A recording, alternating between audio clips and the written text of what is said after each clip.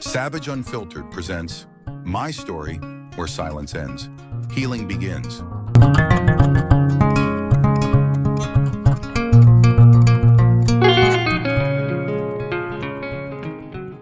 It has been a while. I mean, you're also Yes. known as it's been uh, it's It's been been ages what? since we connected. Yeah. Um, However, today our way of connection is going to be you sharing your personal story experience. Exactly. Mainly today, we are focusing on your journey, early boarding school.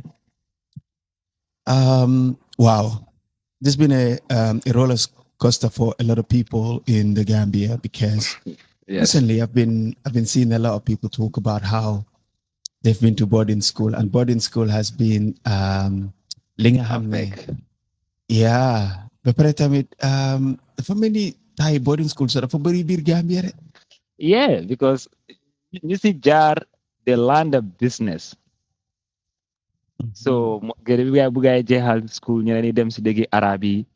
So they see the business, they see how people do, and ñit yang si ñaan sarax si kaw lulul. Da nga just need pour bil ben ñaari nek rek def ay couple xale rek. Duga si dëkk bi di wax ne am nga ay xale yooyu dundal o dem si dëkk yi accès si Arabi yo demoon jànga. Di wax borom ñi ne comme you have people that you feeding. So it's Wow. a business on it. So that's why mu gëna bari Gambia. Eh, All right. Yoko Digandor, boarding school has been a business, a way forward for a lot of people. Legi, we are going to start with mhm. lan moo tax nga dem boarding school. How did that happen? Okay, man, some of them body school. I was in talenting Arabic school. Mm-hmm. Wala dama amon ay yeneen siblings suma ay raka ñoom ñeta.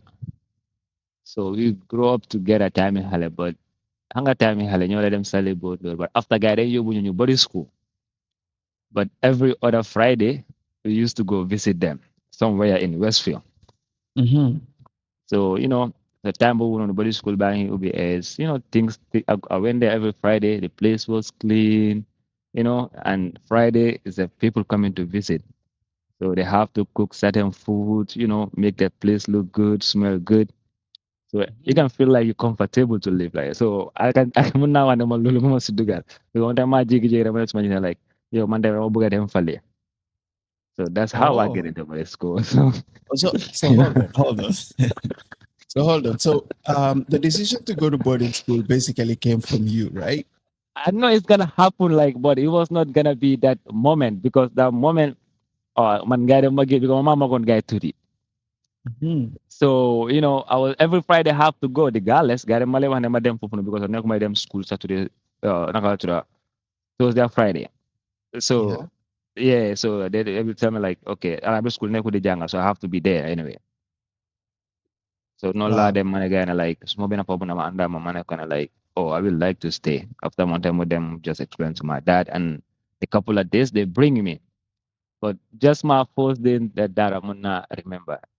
Because Buma Andy that day after the talk man and now man Bukuma decided to feel like I wanna go home. The Wait a same minute. day. So hold on, because Bumo Bugo and Negasa, my other question was gonna be, um, you've been to there, you've been there, them go visit Fufunono, you find it attractive enough, and then Yeah. nga large sa parenting, you large sa pangane, mo buga dem boarding school, and then we obula Fufunono. So Yes. when you got there, so when did things start to go wrong? Like you both maybe aga. Can you start to feel like maybe this place is not for me? I can say the first day because the first day is just Ludi Jangala because of Nyantami Dunde Janga Tuesday and Friday. So they have the freedom. So I was seeing the freedom, but my best mama them for finally Lulu Besi Jangala. Mhm. So, they be suit my idea when I have you and time ako masa si klase. So, the man nah, this is not a place for me. So, sila start the fight. But, then guy calm me down. Guy just small ho bena pa mo mo gitu da. mun naa wax turam mu ngi tudda Sankane ñu demoon si daara boobu noonu in si 2000 and commencé ko 2003 4 yooyu noonu so Yeah. xam nañ ko yeah Sankare so most of us time boobu noonu xale leen ñu fa gën a mag ñoo nekk ay 17 18 but ñu ngi amoon Right. ay yeneen mag yu kuruk yoo xamante ne borom daara bi moom ñu family member am leen moom dafa andi ñu ngi stay ak ñun as a student but as a ñooñu lay control sometimes su nekk si biir classe yi I see. yeah Hmm. So but Legi, wow. First day things started getting a little bit yeah hokey for you, and you felt like, oh yeah my God, I made start a wrong crying decision. I have to leave and yada yada yada. So yes Legi, what exactly happened? How was life in there for you? yeah that was my first time to be in body school. Mhm. So those couple of days, I always been crying and I manage it. So especially when they wake you up around 4 o'clock, and you never wake up those kind of time. So those So are that the is things like that 4 uh, a.m. 4 a.m. Wow. 4 Okay. a.m. before 5, you gotta be get ready, and everybody have to be in their class, and started reading your darsu before you guys pray Fajr, because after praying Fajr, then I start tari. Mhm. So that during like between that 1 hour, you gotta make sure like you gotta cry, you gotta uh danga wara am pour tari sa dars bi, and danga wara am Oh, pour crime okay. ko tamit. Yeah. Yeah, so sometimes dang nga ewu suba tel ni sax o leneen ustaz sa mu ne la around 3 4 gars yi ne oh ñoom mënuñoo nelaw, but yow you gotta come su fekkee ne yoo xam ne da nga war a am pour research lot of juzu. So dang la Mhm. kay mu ne la anytime ustaz yeneen ustaz yi dem boring, so they can bring you around you like di la slapantu ngay jànga. But at that process man dama duggoon dara, so Mhm. bu ma duggoon si dara bi I start go with started ko huruf. Si huruf bi nag it was so tough, you know so génn si huruf bi ñëw start jànga Quran. Jànga Quran commencé ko xuloyo bi naas dem bi around sabbi. So Yeah. last surah bala nga am sabbi was a problem for me to climb that surah, Mhm. you know so am na benn ustaas mun am pol la mu ngi tudda Ting Jallo o Bari. Yeah. So ustaas boobu noonu moom foog naa ne moom moo taxoon nañu tax ma xéedoon si foos daara boobu noonu. But that's the beginning of my story. So ustaz boobu noonu after bun xamee ne comme it's hard for me just pour crime suma naka tura tari suma darsi, so then he choose me to come to his class. Mm. So every time am dañëw si class am suma ñëwee toog pour research suma mistake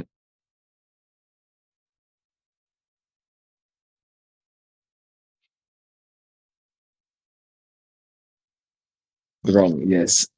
Mhm. Yes, the data boobu noonu, so foofu la start getting wrong with that ustaz. So at that point comme duma dee bugg a des dara boobu noonu because of after kooku daf ma mujjee xatal boo xamante ne just am naa wax ne every day dafa am pour dóor ma ida suma dóoru si dars af ma dóor ne mu ne like teelu maa ñëw balaa ñu tëdd julli o yaay dem ma njëkkee si classe o like daf doon seet nit yi benn place gisuñ ma foofu noonu so fan laa nekka. So dafa ndiroo ne moom daf ma jël spécial comme man gaa dem ma ko denca gaa dem ko denca man gaa dem ma denca si moom. So So basically, yaa ngi si daara bi, and mhm, then ustaz bi ni mu jël la mu def la si ronam, right? waaw. Mhm. Whereby basically yo lo munti def rek. I mean, he's concerned and he looks like he has to fix it. Yes, yes. So ustaz boobu mu ngi fa am na ak beneen ustaz yi xale bu fa nekka bu dem gaa ñu ko oyee moom bundu maa wax seen turi just ñu mun a dem ñu sa dem fi dara gaa understand.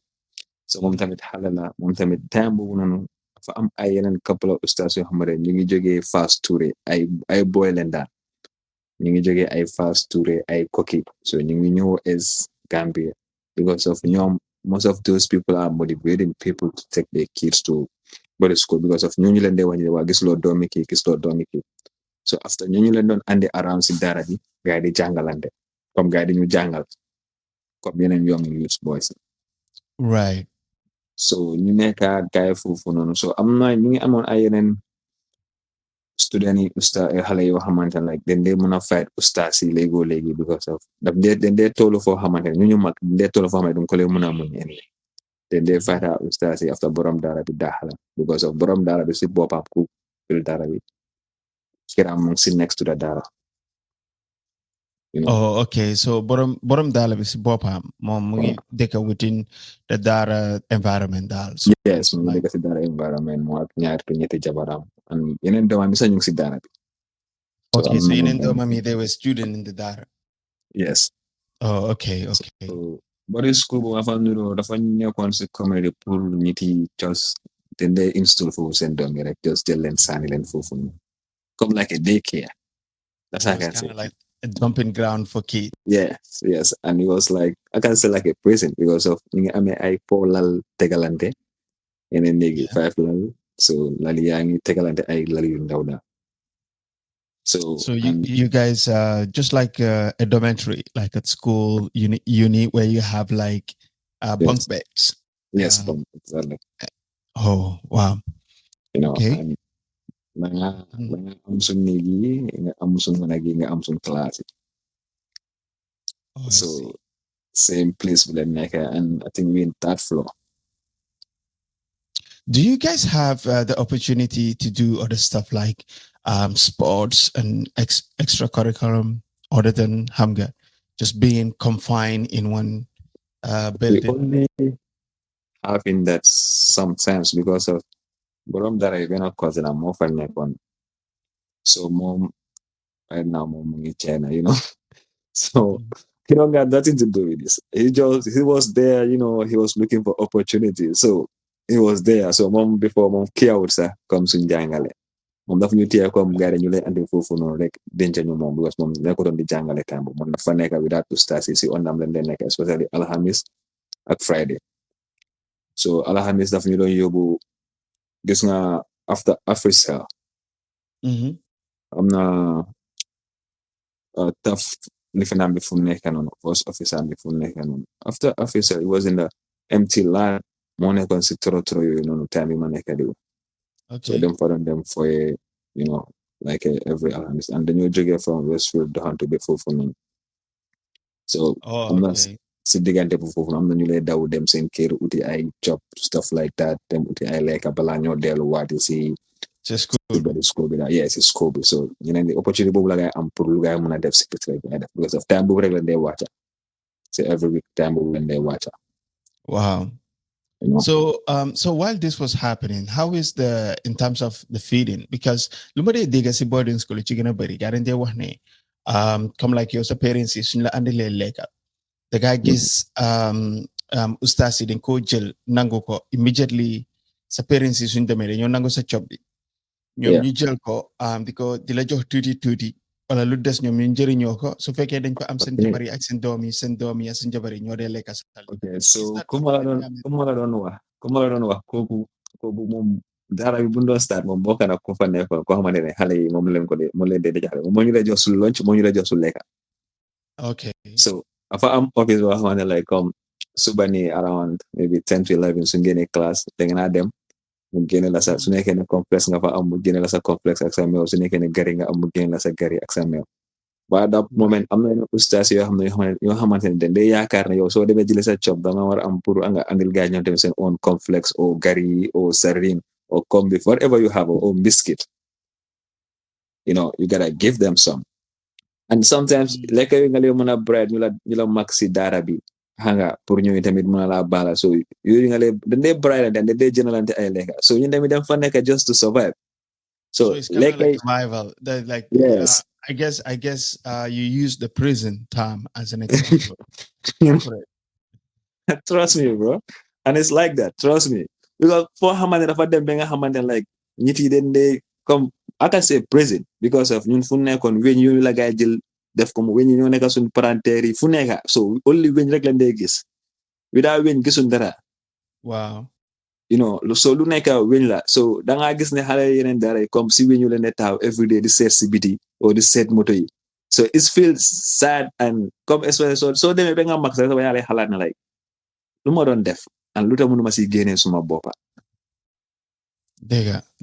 but time boobu noonu yëpp like xamoon si lu nekk and the only thing that we have lii mooy right thing lii mooy diina lii moo ñu yóbbu fu ñoo jublu daal but am na ñoo xamante ne tamit suma maam si moom bañkat la so man suma xalaat laa nekkee di wax lu ma dem through so ñu génn si yooyu noonu daara boobu noonu ama amoon ay yeneen ustaas yoo xam ne Mali la gaay jógee okay the other guy they call it Ustaz Bambara ñu bari ñu dem si daara xam nañ ko Ustaz Bambara lañ ko lay ooye so ñooñu they don't have no feeling for us déggun sa same language Dega. then andi gaay just gaay jàngal ñu ngi amee ay yeneen different ñoo xam ne different head la nekku ne Gambia sa la gaay jógee de andi gaay rek so ñu nag ñooy dem fa lay nekk sometimes Ustaz Bambara moo nekk di wax kooku dafa ñu ak spécially yar yoo xamante ne comme gis nga bumi nagi nii yeah so bumi nagi la lay def comme chain daf ko lay taka comme chain am na bumi nag yoo xam ne daf lay niroo lifi naka tuka deri guy leen ko lay defaree nii laxas ko comme leeta ko after gars dañ ko lay taka si boppi nag yi daal so lu daf ko lay jël mu dugal ko si ndox mu fanaan wait a minute so moom lu moo def noonu yëpp is pour lan la pour jàngal leen da pour what is it for like nah this is about than janga bro this is more than janga because I think fu ma nekk gis naa ñiti nu ñoo jàngale and gis naa ñu sa ñiti like they easy to cram stuff without amun and pressure boobu noonu si sa boppa you're right so bii doo ko mën a ooyee jàngal because bii is always a pressure yaa ngi lekka sa like sa lekka du lay digest because of yaa ngi xam ne yow soo paree lekka mun nga am bit anytime or you can get in trouble anytime even lekka boobu noonu say naa ngi lekka you guys can get in trouble wow yaa mun ne ñëw di la wax ne o lu tax ngeen tuur lekka yu bari bi si suuf o lu tax kale xejut o lu tax ngeen jiiroo lekka yi and lekka bu ndaw nga teg suñu doon nga bëgg ñun 20 people talk ak 20 like a gross man so xam nga ku nekk dafa try lu mu fa mën a jël so jiiroo suñu amee suñu paree nga jëlaati nga dóor ñu waati so it's just a survival sorry so daara boobu noonu mu ngi tudda Masjid Bilal right wow awesome okay is it still on is it still operating it's still operating but then ko jëloon Westfield léegi mu ngi boori Yundum last time am na yeneen xale yu fa lakkoon foofu noonu you're right Masjid Bilal the main section góor yi seen section bi ndax jigéen yi seen section bi tamit yëpp lañ move non foog naa ne jigéen yi ba léegi ñoom ñu ngi Westfield okay so góor yi seen section bi lañ move to Yundum to Yundum yeah Masjid Bilal does have a history of basically unethical behaviors when it comes to Halay's and welfare because the safara before happened on a while ago. You're right because I remember that myself. So legi yo my amount been a client not client but like someone I have interviewed ki xam ne moom tamit dafa demoon through boarding school and they share that there has been some sexual assault X, Y, and Z. I'm coming to that area. Awesome. Great. Okay, that's not happened to me, but I see it like as a normal. Like, okay, bread food you mala nekadiwa. Yeah. Like, fofula le kose because tangle am ko xamantene mu lamma ko ci dara bi. They go le advantage ci xalé yi door len touch len. So ñu mu fa nekk am na xalé yu fa nekkon. So xale like then ñu ne sa de mo lap seen boppa yeneen yi danga ñëw because yaa ngi xamante seen parents na gaa yi wax la ne waaw suma doom bi ma ngi la ko denca so yow yaay xool xale bi ngay rem ko si responsable léegi-léegi nga sangal ko léegi-léegi nga check ko léegi-léegi tam yaa ngi tal sa boppa doo ko faale sax like because of benn club bi xale bi mun na ko sol benn like 1 week 2 weeks mu dem am si waga so moom mooy am pour take care boppam moom tamit noonu la moo race around take care boppam bi waga bi tane bokka si ñiti so da nga gis ay yeneen mag yu kuréel yoo xam ne day jël advantage si couple xale yooyu noonu man benn bés maa ngi daw si benn escalier exit la kenn du fale teel a dugga maa ngi daw pour génna ma gis benn koto full mag la mu ngi si dëkk bi sax fu ma nekkee ni mu ngi foofu noonu mu ak benn xale bu ndaw après boo ko gisee mu ne man su ma dawee moom du ma boole but su ma delluwee like su ma delluwee moom dafa wax ni dafa maa sampal gars yi dóor ma fekk génnu ma so it's better ma génna la de mu ubbi ma bunta bi ma génna because of man dam ko gis so man façon yooyu dam doon gis ba so moo taxoon ñeneen ñi ma awa amoon naa contact ak gars because of gars yi ak bi suñ dee def si xale yi ak xale yi seen lekka yi so ñu fa lay gën a ay sàccantu ay lekka yi nii yëpp so I know most of them because man du ma dem classe dara bu ma dem dama try comme classe moom su ma dem sax ma nekk last person kuy dem classe and most of dara su xewee dam lay make rek génn disappear dem toog benn place man mos ne maa tëj ma si place yi foofu noonu almost like I think 18 hours si benn néeg bu ndaw comme solo la jàkka yi nii xam nga jàkka yi ne am benn néeg yu ndaw foofu noonu yeah foofu la ma dugal somehow ma try maneuver egg ba si kaw cati solo la ba si kaw so gars yi ubbi bunta bi nga foog ne dama génn après gars yi bàyyi bunta baa ngi ubbi gars yi dem so noonu laa waate ma génn wow so that is crazy so this is like it's from a movie but let's circle back to I'm coming back where you going about this sexual harassment. Like this body school. I'm sorry to say they say it's a guy that passed away and everybody know him because of Mom Yaga no Sidara and the Boboka Boram Dara. Okay. According to because of Bunga Anywesa, I'm no boy you very new cookies on see internet and guy. They don't happy you wanna come. A guy of them force a friend definitely. Oh my and God. you know, photographer them be mak am jamara be legi ñu mënu ñoo faté lolu. Wow. Because it's a trauma, it's an experience being a hamne, do live in, do Yeah. easy, because you've lived that for how many years? So when you saw him see in the corridor, just on the stairs with Ben Halle. Yeah, Halle. And Halle was a pro guy in service. Okay, let's hold on, because for Megani, you deglu, then you in fact you muna understand the detriment of this, and we are not saying it just because then buga we don't want to be dramatic, but we want to make sure that legacy bir king hamne you're intending to take sadombi mudem in this environment nga halat the possibility of your child being a victim of such, right? So siban anam, like, can you give us in detail siban anam nga gis this ustaz ak halebeni? I think it's gonna be like maybe 2004, 2005. Mm-hmm. Yes, that's 2004. You at your home and the man you again as dara bobu na. So stairs bobu no be always them fale afa am rangle ek dem si kaw nga am wañ ak nek ustaz yi. So you watch suuf benn néeg bu ndaw la bo daf laa yóbbu si borom daara bi benn sayti kiram la laa yóbbu punti gannaaw la but kenn du fa lee wàcca so foofu always daf lay wéy daal Yeah. so da nga gis ne xale leen dee laaxu foofu leen dee dem laaxu nobatu stuff like that Mm-hmm.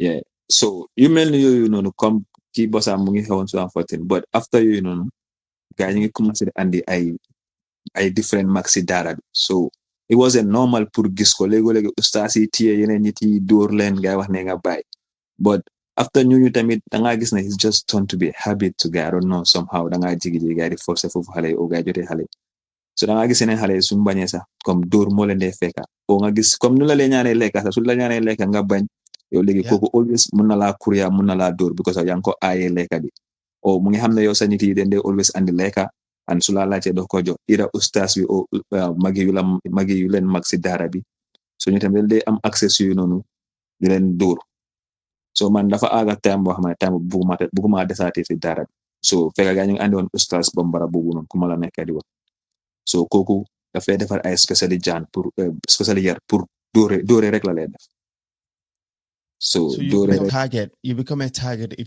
yes I come to target to that guy man comme benn ustaas bu serious ustaas bu bon rek su ñëwee si daara bi I think ma maa leen nekk first person ku maa yóbbu si classe am you know yeah so man noonu laa fa nekkoon am noonu fayda ustaas yu bari nag daf lay tollu foo xamante ne ma leen faale soo ma rey moom rey ma nga suul ma but I'm not gonna do what you told me to do So, but at that time, so you didn't so them explain it, you don't want to understand.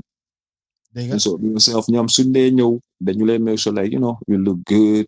At least we eat. So, Yeah. Lola, nyom lunde gis ak nyum num fale dunde is quite different. But So after the that, I'm picture, going to again. the picture that is painted when people visit is different from the reality. It's different. Yes. Behind closed doors. Because of most of those families, mun na wan ñene sa dunde dende yu sen doomi dara bi gaay génn dunde mu sa duga sen néegi. Wow. Maybe su ñëwee si dara boobu noonu maybe third floor, second floor la de xale yi ñëw seet leen o xale yi ngeen wàcca. But am Yeah, na but certain today the place. people Yeah, understand. Yeah. maa ngi remember time boobu ay Seydou Ndiaye série su moo ñëw si dara bi. Yeah. Dara bi dañ ko lee bros si kaw ba si suuf laa la nekk di wax bros laa la nekk di wax di koy yundu mbooy gis ne ay Seydou Ndiaye série moom moo joxoon loolu borom dara du ko leen amoon ay yeneen arab yu ñëwoon foofu noonu gars yi imbeer yaajam ñëw ba ay Seydou Ndiaye série moo ñëwoon so bu ñëwoon xale yi tari and is happy and mu ne gars yi daf leen a jox space but tey soo xoolee si Gambia borom dara boobu noonu kenn ëppale ko xaalis. Wow. So And he most of got our rich people- basically Yes. from having kids Yes, to come. and I with that. hear that, and I always hear that he been saying stories when I'm on the person. According to Luma Degon, muso na tuki neka German, but man muna wahne dara ba ko dia because of after that he wasn't traveling, go to France, Europe, Spain. Di wax ñi tina jox leen seen xale. After that dafa ñëw bari ay xale yu la jógee ay France, ay Europe ni. And dara boobu noonu gaay di wax lakam, dara bu dafa yaagal lakam Masib lal Westfield bala gaay di move fii noonu. But I figure like they dangerous because fully this was a lot of people and it's too tight. So that I should get like need to collect tell him. Dega. Yeah. So man after I'm familiar try again as a dara bubu no because duri den bari and balama again of fufu no. Si baba mo mo da.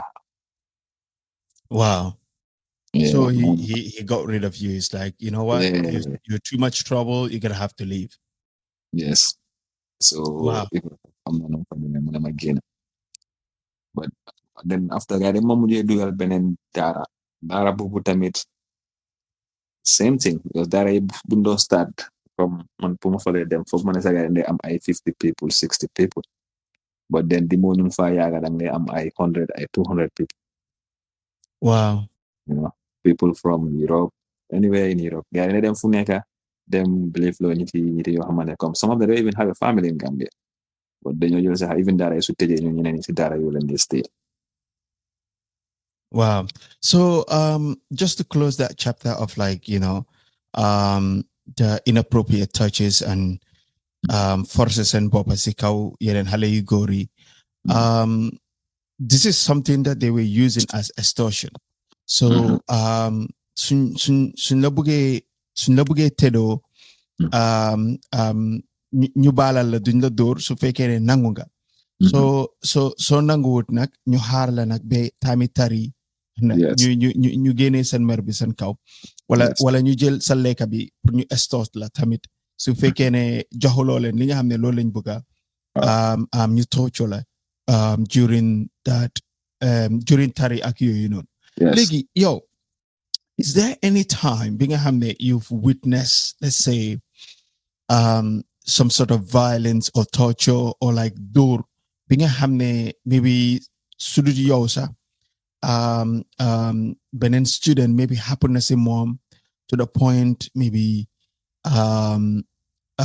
ñaaka si bakkenam wala am si métit bi nga xam ne ñaaka loxo ñaaka bot ñaaka tànka have there been any sort of incidents yi nga xam ne yow witness nga ko while you were at Masjid Bilad? Yes, in Masjid Bilad witness ma kufa there but witness na ñoo xamante comme gars yi dóor leen ba gars yi airlock ba nga xamante like they cannot breathe anymore. Ba gars yi basically home. Yeah, home. Wow, then they home after guys to Orlando.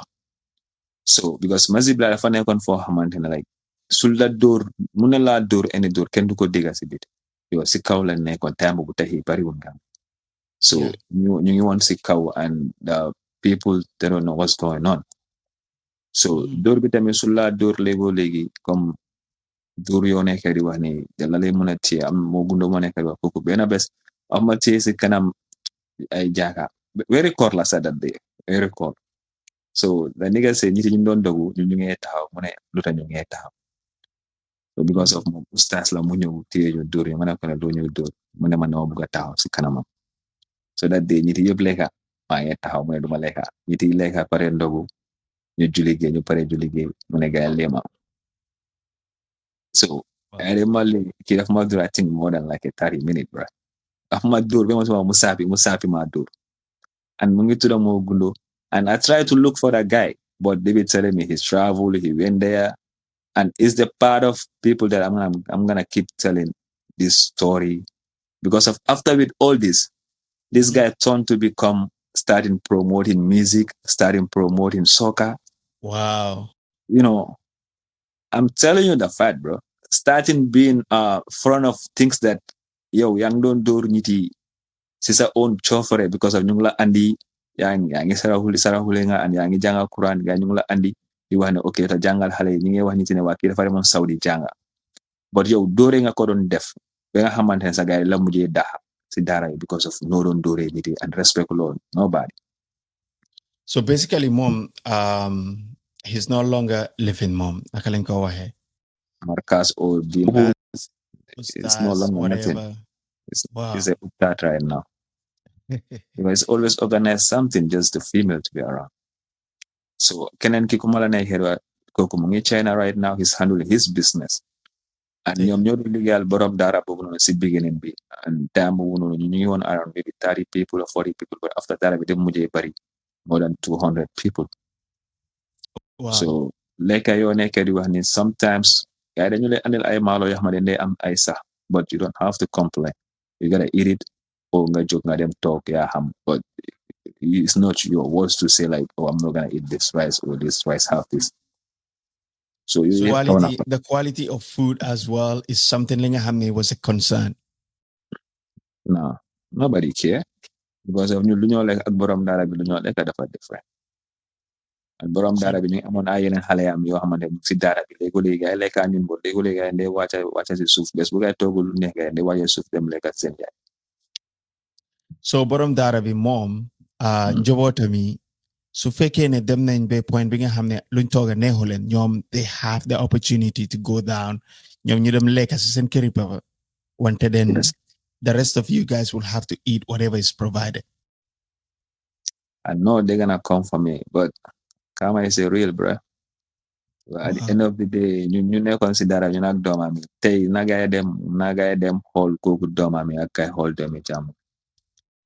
So guy hamna like whatever he doing over there, hana domami getting the same result be honest. Yeah. Fikir bu nekk am na luy xeeñ de, but sa luy xeeñ bi yaa xam na ko control and moom keram am na ko. And bosa dafa am ba génn si bit. I'm sorry to say it, benn doomam kooku gaañu na léegi kooku du doon kooku. That's another story. But after tahfiz boobu noonu, so ama demoon ci beneen tahfiz. So boobu tamit comme ay abuse yoo nekk di wa di tere ay xale yi. Foog naa gis naa boobu tamit foofu laa ko gën a gis than the other dara. So yow dara bu es bi nga xam ne boobu nga dem after Masjid Bilal experience foofu nga gën a gis this abuse in terms of sexual abuse. Yes. Yes. Wow, that's crazy. Yes, that's and foofu okay. Dara boobu noonu guy bu ko doon ubbi it's just ay néeg rek a fa nekkoon. Yeah. So I was part of the first student that ñu fa nekkoon. So ñu fa nekkoon just before san naa wax ne amutoon dara dem fa nekkoon di jàng benn ustaas la ñu am ustaas boobu tamit mu ngi jàng Arabic school. Yeah. Comme ça su ma ñu wala tamit gaa ñu wala mu ngi tudda Kébu Caam xam na lu may wax. So and Kébu Caam and Midnight Masjid Blood mu ngi doon jàngale foofu tamit but mu tamit foofu mu jot koo neex mu génn foofu noonu. Wow. Okay. So then because of time boobu noonu gay amu doon dara du ndee am ay ustaas Arabic school la ndee dem ñu xaw a jàngantu tuuti rek gay andi ñu ñoo noonu. So ñu doon jàngal so they don't even have a stage ustaas dara yi su ndee ubbi. So ndee jël koo xamante ne mu ngi jànga but moonte mu ne la jàngal. so kéegu caam moom moo ñu doon ñëw léegi di ñu jàngal waa Sindawa te ko léegi sax du dee am ustaas but foofu benn paa moo fa nekk ga ñu ngi ko ooyee Tarawale xale bu fa ñëw rek si daara bu es bi kooku tamit Tarawale boobu noonu ko ne Mali lañ ko jëlee nga andi ko so soo ñëwee kooku mooy seen everything comme after class kooku moo gérer seen everything seen lekka seen sangu lu nekk moom la moom ak jabaram ñoo fa nekk. So that way is we fan located moom. mu ngi boori JRTS no ne boori pipeline mu ngi boori JRTS opposite JRTS opposite si university bi foofu rek. Wait a minute, opposite GRTS. am nañ jigéen side. No, yow foo nekkee yaa ngi si gannaaw Mahandur nga nekkee di wax si gannaaw GRTS you ñoo am you know. Okay. Waaye bi góor kese la. Yeah, bi góor kese la xam naa léegi gars yi def nañ fa jigéen because of recently maa ngi gisoon ne gars yi move nañ xale yi xam nga fan leen yóbbu gars yi ñu ne dañ leen yóbbu si àll. You have to see how they moving these people dañ andi ay gële soko xale yi foofu noonu di leen vidéo di wax ne waaw am nañ daara bu ees yu ngi yóbbu xale yi fale. So man xaw ma sax foofu fan la gaa nekk but recently dégg naa gaa dañ génne gaa foofu because suñu xamee ne comme what we're talking about this is not the first time people come and start talking.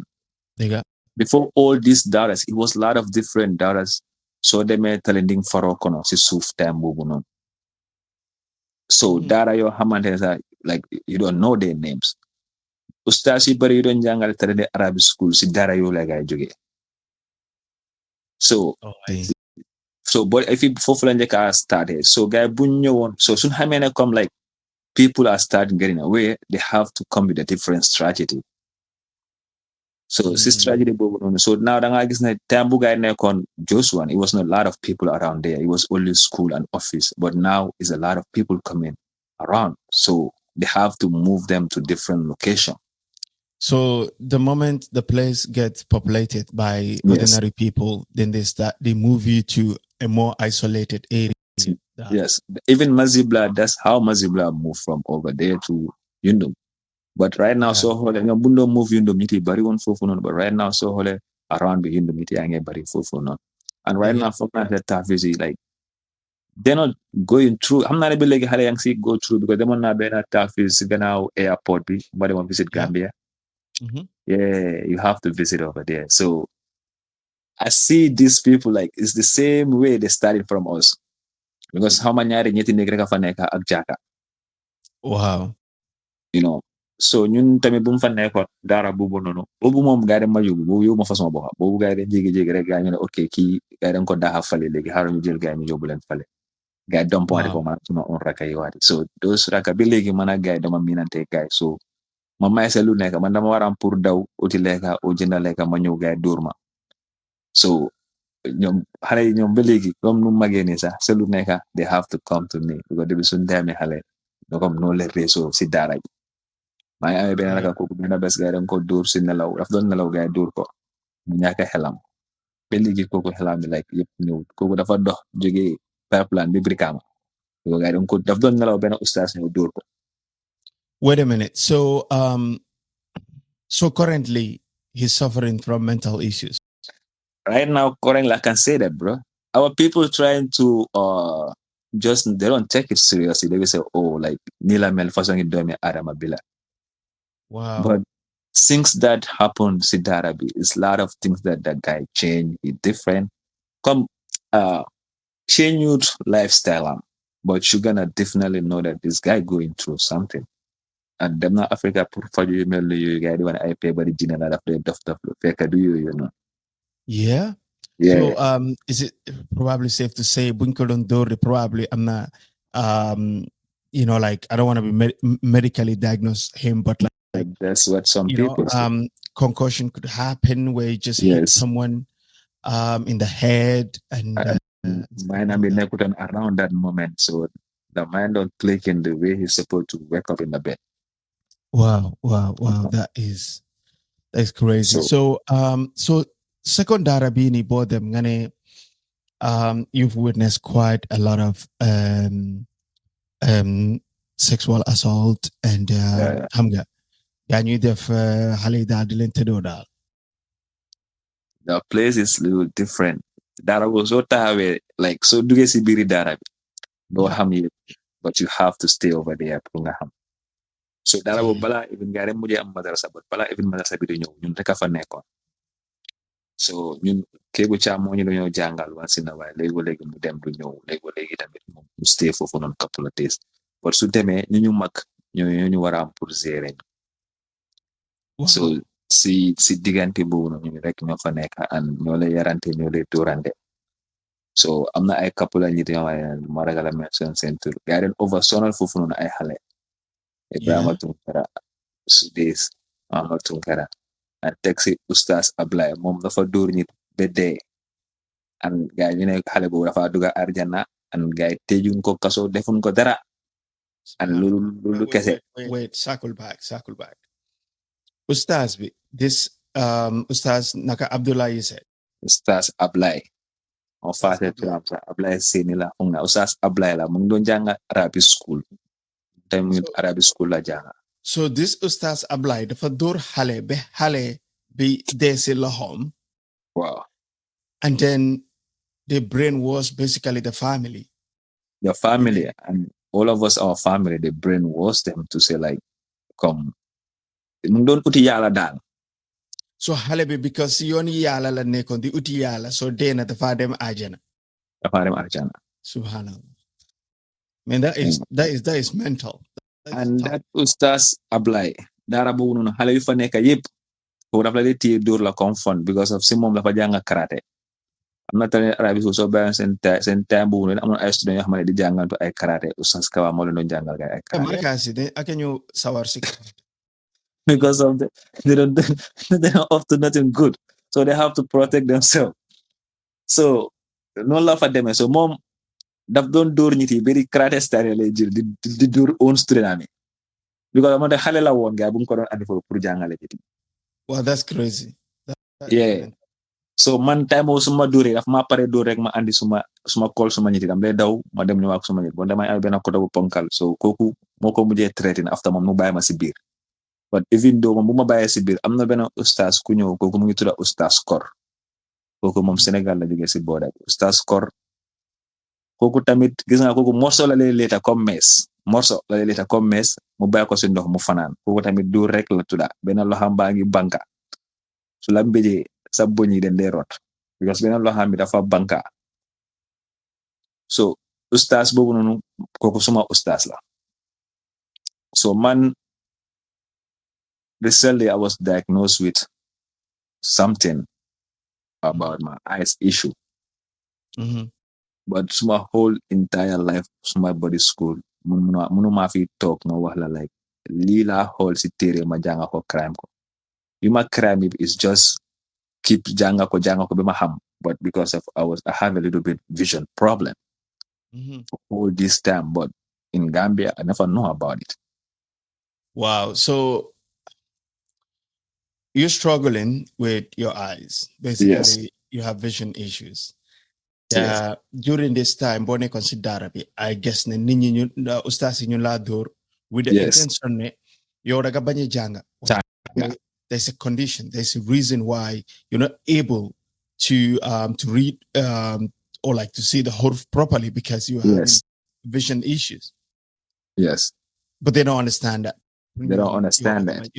They don't understand it because of come no man I can remember sometimes sumay tari suma sar or sumay joh dars so you have to look at the Quran so like suma commencé di dur suma boy sum commencé di I'm not seeing anything anymore.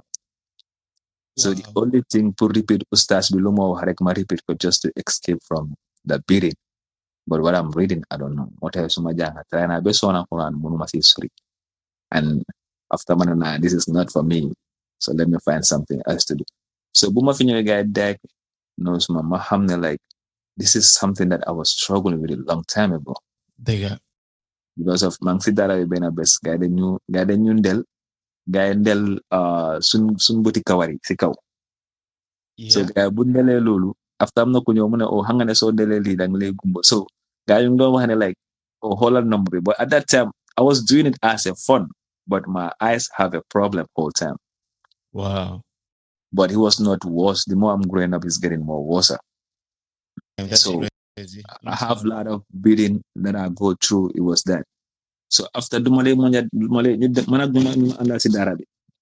Mhm. So ñu dina ma witness do after dumale dem tari dumale dem si ben ustaz because I'm dem be sona ma experience ma niti yonte be mënu ñoo understand foog ne comme buguma janga dal. So man de mang si dara bi si gannaaw dara yi benn kër moo fa nekk léegi foofu laa lay yendu léegi foofu laa lay fanaan waaw su ma sonee ma ñëw si dara bi. So Dëgga. foofu laa nekkoon but ustaz kor bi kii tamit dafa ma doon door as a fun kii dafa ñëw ne sax ma xog ko de su ma ko bëggut a xog comme nu ma ko bëggee daf maa téye mu dóor ko. Wow, that is crazy. Just for Yeah, fun. just for fun. So beneen ustaz mu fa kooku dafa gis ne comme ustaz ba dafa ma doon door as a fun moom tamit mu commencé di ko def dafa wax nañu te ale dem julli de su paree julli su xoolee si gannaaw mu xool safa bu ko neex mu ne waaw yéen safa bi dam leen a dóor fii ba fale just because of ma ngi si gannaaw.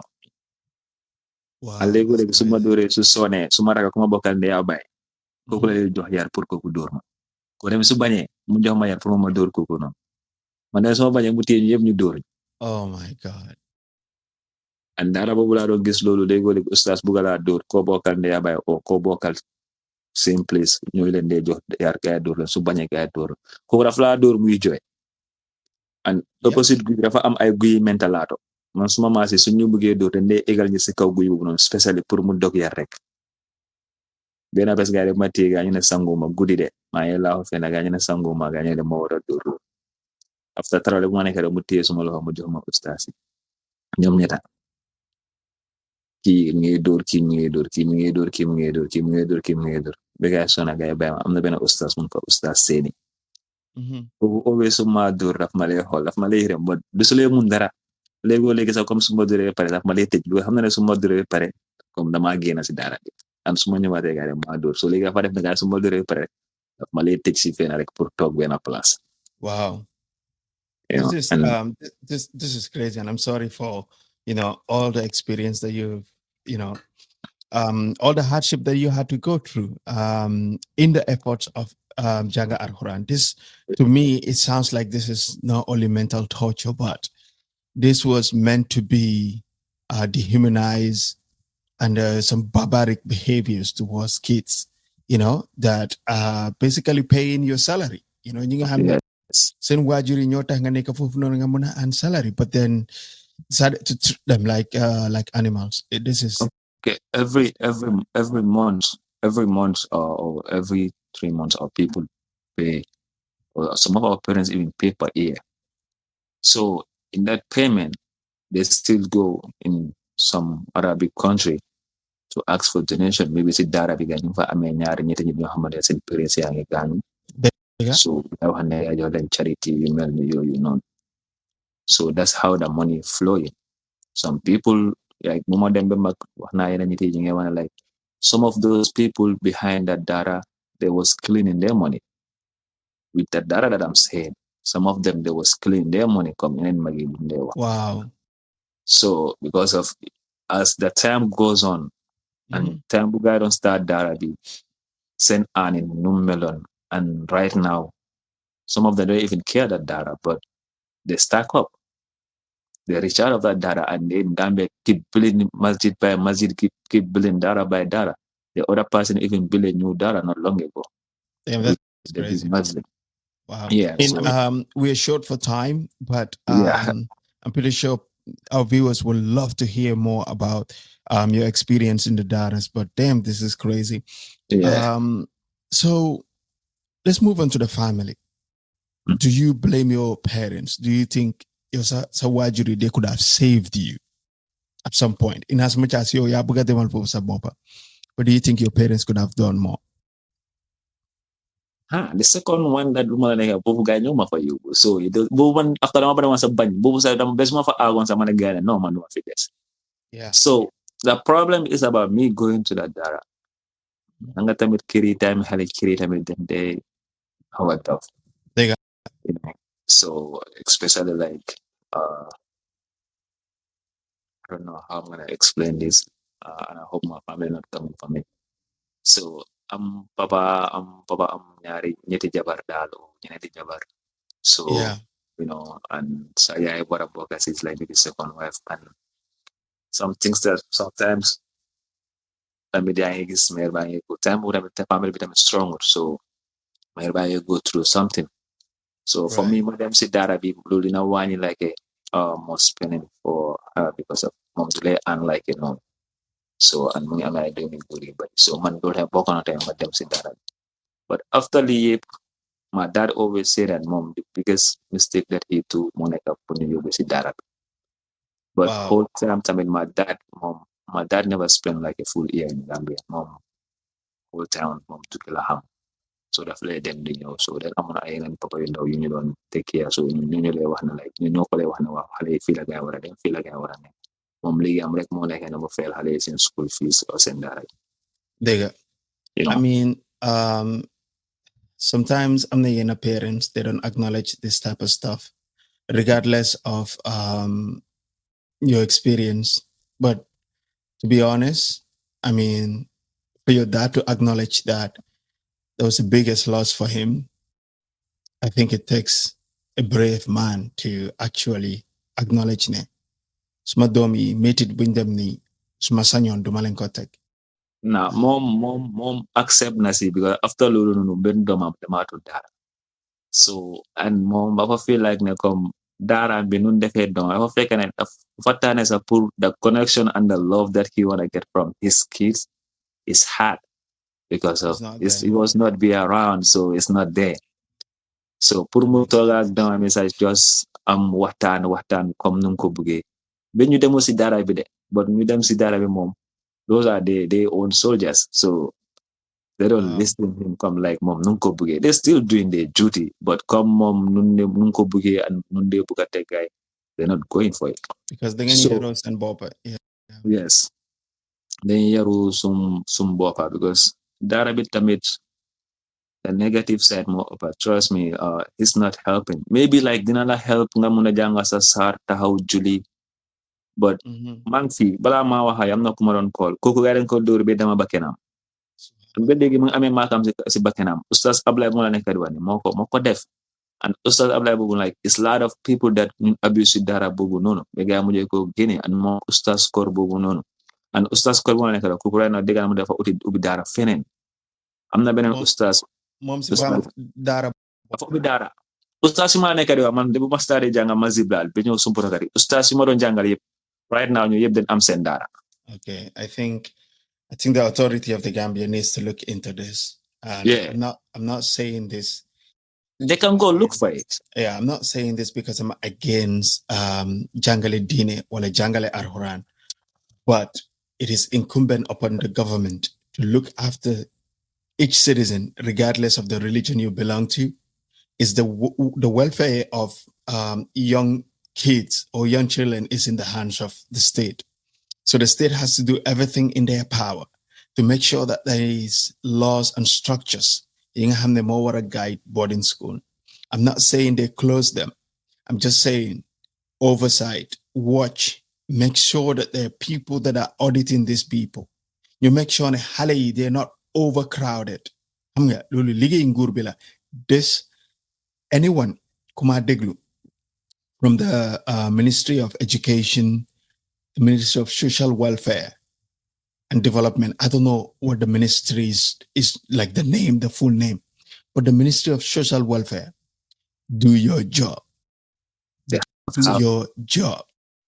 And even people that own those jobs, they have to change things because of young it take need 4 to 5 years for mujanga same thing without no experience, without no skills, without no nothing. And yo koku danga yakar one day koku dafa wara am pour take care of papa. That cannot be a productive citizen. So how that's possible?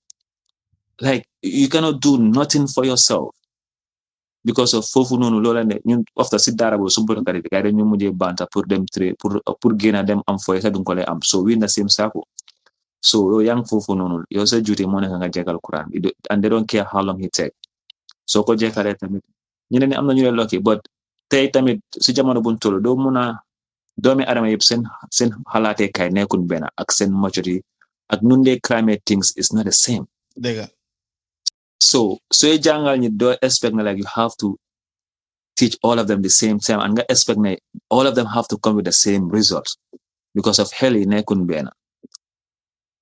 But dara bi tamit ñoom dundee seete loolu man nekkuma di wax just pour yaa diine bi o jàngale bi but they have to look for these people and ni ma demal dara most of them I'm here with them they're just in the street some of them we talk every day so I see the impact that lu nekk si seen life yi ñeneen ñi fii la gaay jëlee gaay yóbbu leen andi leen but some of them they turn to come to you like a drug addict you don't know how that happened because of they was they was out of life. Some of them, they feel like they left. Even me talking, I feel like I was left alone. But people are out there, they're still on that level, bro. Like Malawi, they don't have a life. So people like me, we can call them, forcing them, wow, you're billig or billig young stuck on this. So they will try to prove you something, but they're still on that loops. And it's very hard. And Manlulu Mumali gonna make this sonal. Right now I feel out of my stuff, but I see people going through with it. And people having a problem with their families. I have a lot of friends that there's that got whatever they want, but they don't feel in love with their dad. They have to do everything for themselves. Wow, because of the experience. The experience, bro. Malawan even I didn't bring Halis, Muhammad Hamna, and send Domi tell like they will tell her nothing from my dad. That's crazy. Yeah. Crazy. I mean, once again, guys, I'm talking with Idris, also known as Peace. For those of you that might have known him, he's just sharing his experience at boarding school, and then he is leaving us with wisdom that the government needs to look into that, and parents need to make sure that before they send their kids to any boarding school, they make sure that the boarding school is has what it takes to look after their kids and to make sure they're monitoring those boarding school enough before they lost their kids, because there's so many kids that does not have that relationship. I'm in relationship be accent wajur thanks to because of the experience you guys boarding school. So Legio, when it comes to Sai Wajur, right? Do you feel like you've forgiven them for this experience? If I say like I feel like I forgive them, I'm lying. Because sometimes, I can forgive them, but I cannot forget. Because anytime I look at my body, I see a mark. And it reminds you. Yes. So if I tell you I forget, then I'm gonna be like, I always forgive them, but some of them, they don't even want to talk about it. They don't want to talk about it. Especially like for told ni benga munal sa bopa. So yeah, then let I hold me rek and he will say, well, kita mi ala nila kote fare. But every time I look at my body, I see a mark of it. And it's not even small marks. This is something that maybe I'm gonna die with it. Wow, that's crazy. So and when he come from a health condition, is part of it. Because of the second Dara, it was hard for us to have the food that we need. And for them and see at see Dara in your body come. They was going like a struggle with the stomach pain. Even Magnan Belegi, they still going with it. So Dara would not like a bari hamanin am Isa. It will legi tamit. Like a boa hamantene toga katilana toga lenen toga yasa hamulen. But if you don't eat it, what you gonna do?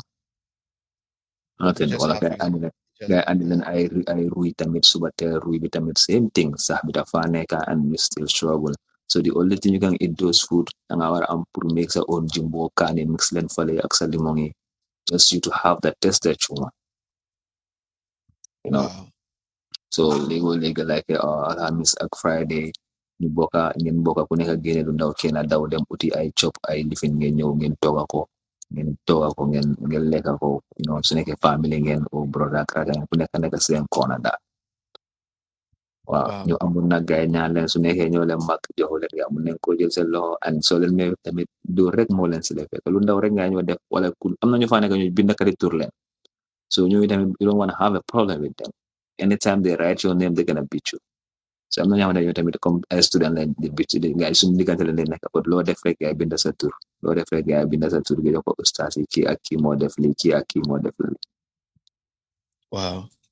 So my family, I forgive them, but I cannot forget. And they should do better. And it's not only them, it's all the parents. The kids can be there, but go look for them. Like, hold on, Hannah said, this doctor. Because of as my condition, why I'm in this place more than 7 to 8 years. They never bring doctor to say, like, you guys need to check these kids, their eyes, vision, or other different stuff. We don't even have doctors in those schools, just even emergency doctors. You know, Damn. dara bobu nonu nit gis na ko xalé like full boñami be lifina boñami yepp budé ko bro. Boñami hongol win mo budi boñam. Subhanallah. You know, I am godon police dugal bo xamé fena. So ben xalé gisul ko top. So bu don tok fek mom win bi mu ci digi boñam. Ara bo fona ra na mom ngi Ghana. Mom ngi tuda Mohammed Kamara mom ngi joge Demba. Well, I would definitely love to have you again for us to, go deep dive Yes. in Hamga, your experience and Siberen Darabi, Aktamit, how your life is right now. We would definitely love to have a part where we could discuss how you're coping with life. Lan nga nekk di def li nga xam ne moo la nekk di dimbale to deal with this experience and your family relation. Please don't keep us waiting for so long. We would definitely love to. Yes, for sure. Thank you for listening to this episode of My Story on Savage Unfiltered, where silence ends and healing begins. If this moved you, inspired you, or made you feel seen, share it with someone who needs to hear it. Follow the podcast, subscribe wherever you're listening, and help us keep these stories alive. And if you've got a story of your own, raw, real, and unfiltered, we want to hear it. Slide into our DMs or send us a message through our website. Your voice matters. Until next time, stay real, stay raw, stay unfiltered.